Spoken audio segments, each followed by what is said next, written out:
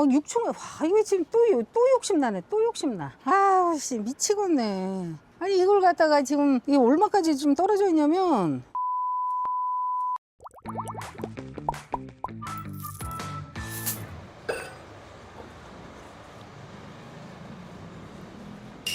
저 근생으로 뭐 만들어 놓은 거 같고 세입자가 천에 35 살고 있고 위에 올라가 볼게.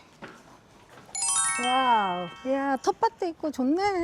아니 이걸 갖다가 지금 이게 얼마까지 좀 떨어져 있냐면 1억 700까지 떨어져 있어. 여기가 이제 초등학교 있고 여기 교회 있고 잘하면은 재개발이 될 수도 있겠다. 이 교회가 있긴 한데 15년식이에요. 15년 9년 차 정도 됐는데 컨디션은 괜찮은 것 같아요. 지금 여기 자체가 지금 방수 작업을 다 해놓은 거예요. 에폭시 이렇게 해가지고 방수를 해놔서 반짝반짝 하는 게 이제 코팅 작업을 해놓은 형태예요. 그래서 비가 많이 오거나 이렇게 하면 누수관으로 흘러서 이제 밑으로 내려가는데, 이런 누수관에 이제 이게 먼지라든지 낙엽 같은 거, 휴지 같은 것들이 쌓이면 여기에 물이 찰랑찰랑 고여서 이 밑에 층으로 바로 누수가 될 확률이 되게 높아요. 그래서 이런 것들 조금 주의하셔야 되고, 텃밭을 가꾸는 거는 사실 제일 탑층에 사는 사람은 별로 좋지는 않아. 그러니까 물을 갖다 흡수를 해서 밑으로 떨어뜨리기 때문에 제일 탑층에 사는 사람한테는 별로다.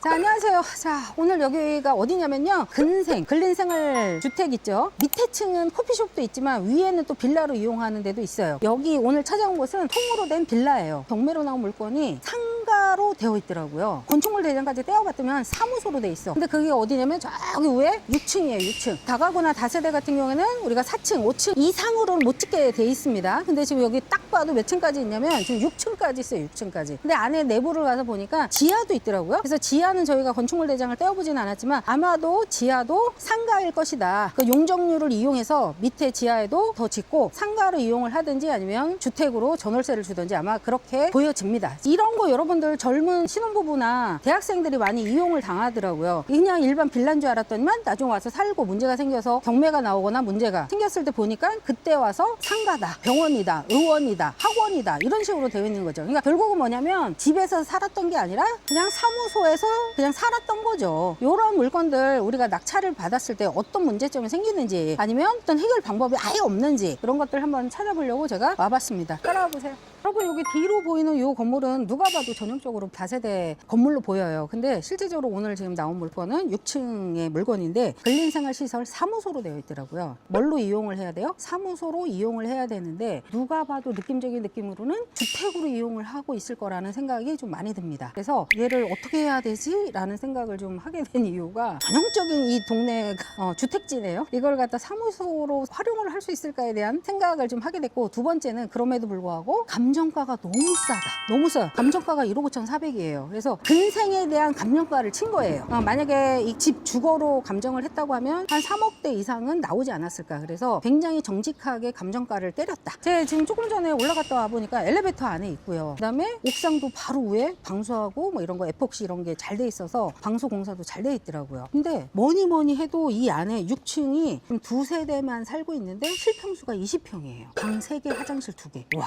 그냥 저 아무 생각 없이 왔거든요. 근데 얘를 또 보는 순간 또 사고 싶네. 와, 이런 거를 갖다가 이렇게 싸게 나왔다고? 또 지금 마음이 꿈틀꿈틀 거려서 지금 미치겠어요. 입지는 주변에 여기 바로 옆에 뭐 걸어서 한 2분 거리에 초등학교가 있고요. 그 다음에 전형적인 주거지, 그 다음에 저 대각선 쪽으로는 아파트 단지가 있습니다. 그래서 교통도 약간 이제 오르막길이 살짝 있긴 하지만 차로 움직이면 지하철하고는 뭐 한 5분 정도에서 7분 정도 내외로 움직일 수 있는 거리이고, 동네가 이 안이라서 그런지 되게 조용하고 좋네요. 선생님, 그러면 저거 전체가 다 근생이에요? 아까 우리가 갔다 온 데가 6층이잖아요. 네. 보통 다세대는 한 5층 이하로만 지어져요. 올라가면서 보니까 지하에도 사람이 사는 것 같았고 5층, 6층에도 아까 호실이 다 붙어 있었잖아요. 그래서 아마도 사무실로 이용은 안 하고 주택으로 이용을 하는 것 같아요. 기본적으로 우리가 불법이 있고 위반 건축물이 있는데 얘는 사실 바깥으로 보여지는 건 별로 없어요. 위반이라는 건 보통 우리가 통상 이야기하는 빌라 이런 데 보면 왜 창고 지어지려고 뭐 샤시 하나 덧대가지고 이렇게 만들어지거나 이런 걸 갖다 우리가 위반 건축물이라 보통 이야기를 하면 얘 같은 경우에는 실제적으로는 사무실로 쓰겠다라고 해서 처음에 건축을 해놓고 안에다 싱크대 놓고 바닥 난방, 원래는 근생에는 바닥 난방이나 싱크대 이런 거 못 넣게 돼 있습니다. 보통 건축업자들이 저런 걸 저렇게 많이 해요. 준공 떨어뜨릴 때는 사무실처럼 이렇게 해놨다가 이제 인허가 실사 끝나고 나면 후다닥 딱 해서 칸 막고 뭐 화장실 만들고 방 만들고, 그래서 이제 주택으로 많이 팔죠. 대신 좀 싸게 팔아요. 싸게 파는 이유가 취득세가 일반 주택이 아니기 때문에 4.6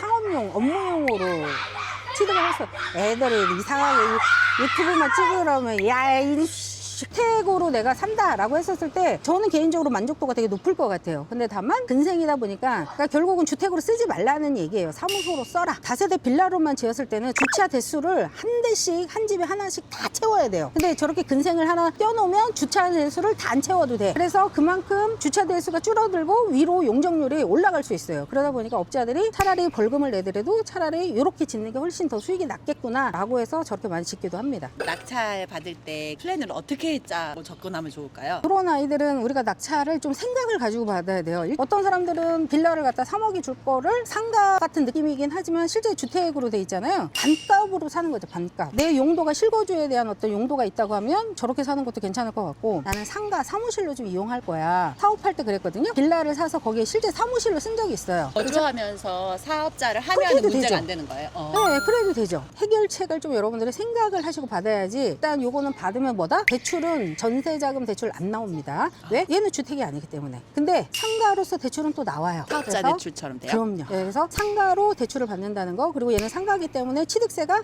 4.6%라는 거. 집이 많은 사람들은 얘가 주택수에는 들어가지 않는 거니까 또 이런 거를 또 활용해서 이렇게 할 수도 있겠죠. 일단 그래도 처음 접하시는 분들은 무서우니까 이게 대출이 나오나? 아니면 이게 진짜 팔릴 수 있을까? 아니면 임차가 가능할까? 이런 것들을 아마 걱정이 되실 건데 한번 주변을 임장을 통해서 그런 거를 본인이 느끼셔야지 괜찮을 것 같아요. 불법 개조인 건데 문제되는 건 없어요? 사실은 바깥으로 표가 사실 안 나기 때문에 누군가 이웃 주민의 신고이지 않으면 사실 별로 그렇게 걸릴 확률은 좀 없다고 봐요. 지금 이번에 건축물 대장에도 사실은 아무것도 걸려져 있는 건 없어요. 그래도 막상 우리가 경매로 낙찰을 받으려고 하니까 불법 건축물이라는 거죠. 용도를 이제 주택으로 바꿔서 쓰고 있으니까. 그래서 이런 아이들이 만약에 누군가의 신고에서 발각이 돼서 불법 건축물로 등재가 되면 대출이 안 나옵니다. 주택에 대한 전세자금 대출이 안 나오고요. 당연히 부동산에서도 거래를 안 해주려고 하고 있죠. 불법 건축물을 갖다 해제를 하려고 하면 일단 기본적으로 철거를 해야 된다. 그러니까 방을 다 부셔야 된다. 이게 기본 원칙입니다. 건축물 대장이 아직 신고 안 돼 있는데 뭐 여러분 만약에 너무 나는 청년 결백하고 양심껏 살고 싶다 이러면은 신고하시고 사시면 돼요.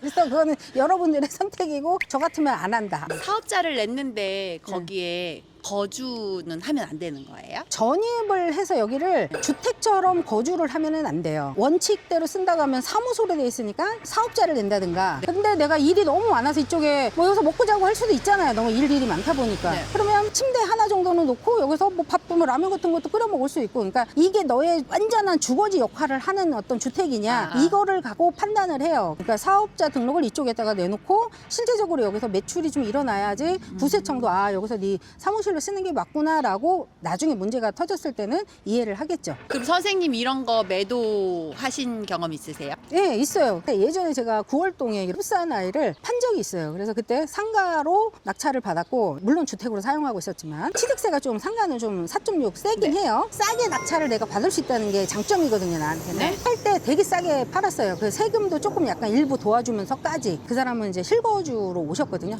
노부부였는데 엘리베이터도 있고 위치가 너무 좋으니까 가격을 그 가격대로 주택을 살 수가 없어요, 빌라를. 그때 팔았던 기억이 있었어요. 수익을 엄청 많이 얻었죠. 적게 투자하고. 여러분, 이제 뻔한 경매는 그만하십시오. 빌라, 아파트, 상가, 토지 등 그동안 200건 이상의 낙찰을 받은 저의 노하우를 알려드리겠습니다. 이번 7월 5일 토요일에 서울에서 무료 세미나를 개최합니다. 많이들 오셔서 저의 노하우를 가져가시기 바랍니다. 무료 세미나 신청은 아래 고정 댓글을 참고해 주세요. 자, 마무리 한번 해보도록 하겠습니다. 실제 입찰일은 7월 8일입니다. 우리 한번 만날까요? 7월 8일 날? 이게 자꾸 내 마음이 뛰어가지고 막 그렇네. 자, 저는 더 좋은 물건 찾으러 가보도록 하겠습니다. 자, 마지막으로 좋아요 하고 구독 눌러주시고요. 알람 설정도 꼭 해주세요. 자, 갑니다.